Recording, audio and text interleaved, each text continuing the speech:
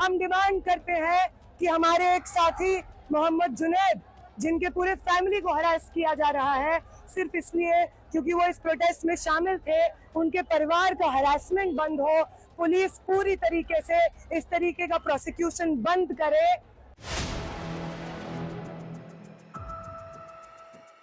Cockroach जनता party के आंदोलन में खाना खिलाने वाले मोहम्मद जुनैद से मिलकर इमरान प्रतापगढ़ी ने एक बहुत बड़ा ऐलान कर दिया है, जिससे मोदी सरकार की टेंशन बढ़ गई है। इस वीडियो में हम इसी पर करेंगे बात। नमस्कार, 4 PM पर आप सभी का स्वागत है।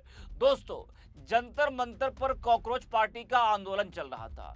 छात्र सड़कों पर थे, पुलिस का पहरा था। एक शख्स वहां लगातार आंदोलनकारियों की सेवा में लगा था। नाम था मोहम्मद जुनैद। जुनैद ने कोई अपराध नहीं किया था, वो बस आंदोलन में आए छात्रों को खाना खिला रहा था, उनकी सेवा कर रहा था। उस वक्त कॉकरोच पार्टी ने भी जुनैद की खूब तारीफ की। आंदोलन के मंच से उनकी सेवा को सराहा गया। सीजेपी के संस्थापक अभिजीत दिपके ने भी जुनैद का पूरा ध्यान उस समय रखा था। लेकिन जैसे ही आंदोलन खत्म हुआ, शिक्षा मंत्री ने अपना इस्तीफा दिया। जुनैद की मुश्किलें भी शुरू हो गई और जुनैद से कॉकरोच पार्टी ने किनारा करना भी शुरू कर दिया। जी हाँ, जुनैद के लिए योगी आदित्यनाथ को सीजेपी ने चैलेंज किया था, लेकिन क्या वो चैलेंज सिर्फ सोशल मीडिया पर वायरल होने के लिए था?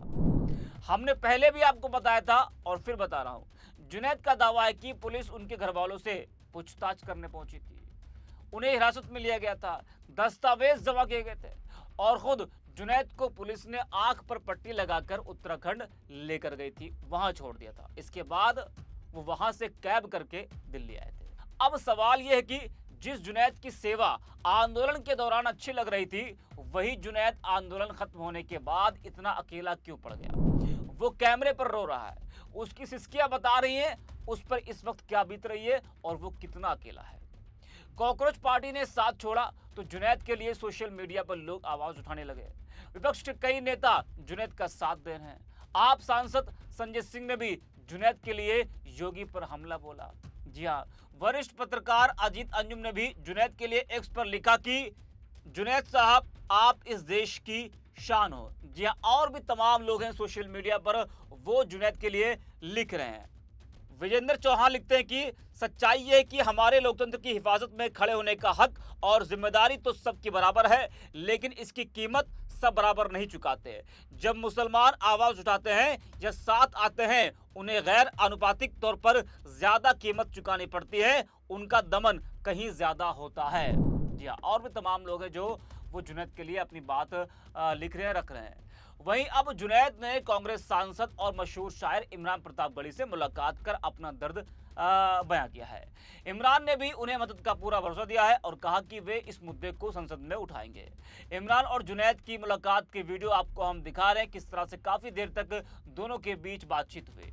मुलाकात की वीडियो शेयर करते हुए इमरान ने लिखा कि देश भर के छात्रों की सेवा के लिए लगातार मौजूद रहने वाले जुनैद को डिटेन करना और उनको परेशान करना इस सिस्टम का सबसे शर्मनाक चेहरा था।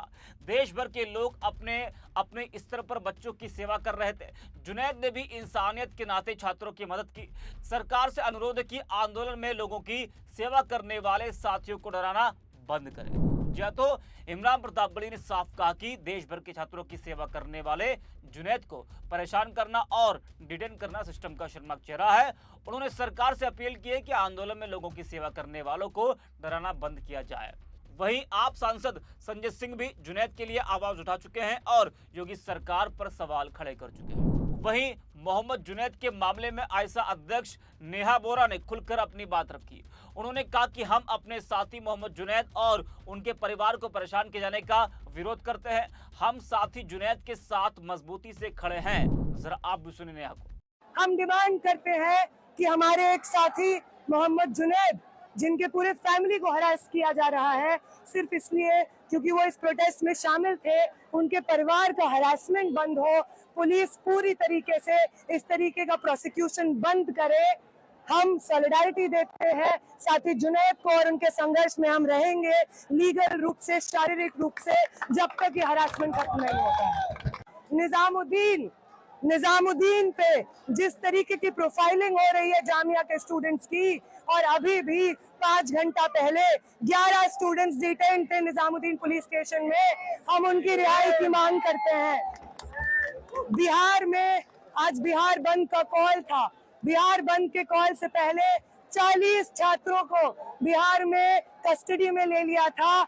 हम डिमांड करते हैं कि उन छात्रों को तुरंत रिहा किया जाए। तो सुना आपने, ये वही नेहा है जो कांग्रेस पार्टी के आंदोलन में कई दिनों तक भूख हड़ताल पर थी और इन्होंने अब जुनैद के लिए खुलकर आवाज उठाई। अच्छा है कि कांग्रेस पार्टी में शामिल कोई बंदा तो जुनैद के लिए सामने आया। नेहा ने तो खुलकर आवाज उठाई है, लेकिन बाकी कांग्रेस पार्टी की तरफ से जुनैद के लिए अभी तक कोई ऐसी आवाज नहीं उठाई गई है जिससे जुनैद को लगे कि वो अकेला नहीं है। आशुतोष रांका ने कहा तो था कि जुनैद के लिए वो यूपी में दूसरा जंतर मंतर बनाएंगे। योगी को बड़ा चैलेंज भी किया था, लेकिन उसके बाद से वो भी गायब। वो बयान सोशल मीडिया पर वायरल हो गया। रांका ने सुर्खियां बटोर ली, उनका काम हो गया, लेकिन जुनैद बुरा फंसा हुआ है। तो अब सवाल बहुत बड़ा है, क्या जुनैद की गलती सिर्फ इतनी थी कि वो आंदोलन में छात्रों को खाना खिला रहे थे? क्या सेवा करना भी अब अपराध हो गया है? और अगर किसी आंदोलन में हजारों लोग शामिल होते हैं तो क्या उस आंदोलन में खाना खिलाने वाला हर शख्स भी सरकार की नज़र में अपराधी हो जाएगा? सबसे बड़ा सवाल तो ये कि जुनैद को मुश्किल वक्त में अकेला क्यों छोड़ दिया गया? जब जरूरत थी तब तारीफ हुई और जब मुश्किल आई तो किनारा कर लिया गया। जुनैद का आरोप है कि उन्हें परेशान किया गया और अब वो मदद के लिए नेताओं के दरवाजे पर पहुंच रहे हैं। तो क्या सचमुच जुनैद को मुसलमान होने की वजह से निशाना बनाया जा रहा है?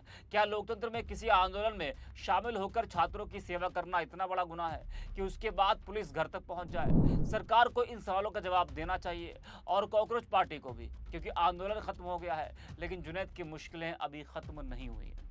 इस वीडियो में इतना ही। आज 4 PM हम डिमांड करते हैं कि हमारे एक साथी मोहम्मद जुनैद, जिनके पूरे फैमिली को हरास किया जा रहा है सिर्फ इसलिए क्योंकि वो इस प्रोटेस्ट में शामिल थे, उनके परिवार का हरासमेंट बंद हो, पुलिस पूरी तरीके से इस तरीके का प्रोसिक्यूशन बंद करे। हम सॉलिडारिटी देते हैं साथी जुनैद को और उनके संघर्ष में हम रहेंगे लीगल रूप से, शारीरिक रूप से, जब तक ये हरासमेंट खत्म नहीं होता है। निजामुद्दीन पे जिस तरीके की प्रोफाइलिंग हो रही है जामिया के स्टूडेंट्स की, और अभी भी 5 घंटा पहले 11 स्टूडेंट्स डिटेन थे निजामुद्दीन पुलिस स्टेशन में, हम उनकी रिहाई की मांग करते हैं। बिहार में आज बिहार बंद का कॉल था। बिहार बंद के कॉल से पहले 40 छात्रों को बिहार में कस्टडी में ले लिया था। हम डिमांड करते हैं कि उन छात्रों को तुरंत रिहा किया जाए।